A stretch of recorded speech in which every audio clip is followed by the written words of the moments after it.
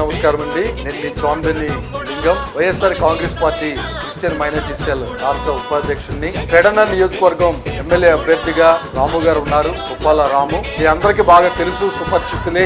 ఎందుకంటే ZPTC chairperson గా హారిక గారు మనకు బాగా తెలుసు. వారి సారథ్యంలో పెడన నియోజకవర్గ ప్రజలకు ఎన్నో కార్యక్రమాలు చేశారు.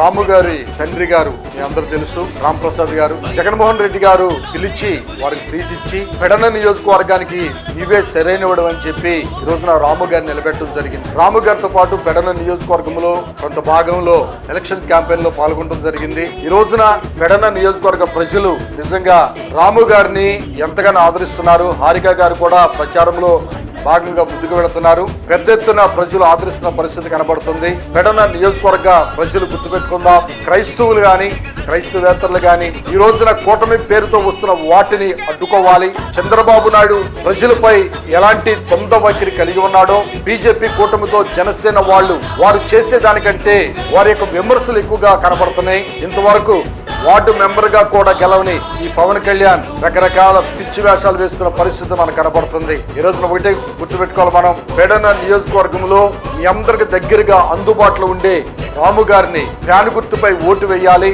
డాక్టర్ చంద్రశేఖర్ గారు పార్లమెంటు సభ్యులుగా అభ్యర్థిగా ఉన్నారు. వారు రాము గారిని అఖండ విజయంతో మనం గెలిపించాలి. మనకున్న 2 ఓట్లని ఫ్యాన్ గుర్తుపై వేయాలి. మరలా మన ముఖ్యమంత్రిగా జగన్మోహన్ రెడ్డి గారిని నిలబెట్టుకుని మనం ముందు కొనసాగవలసిన అవసరం ఉంది.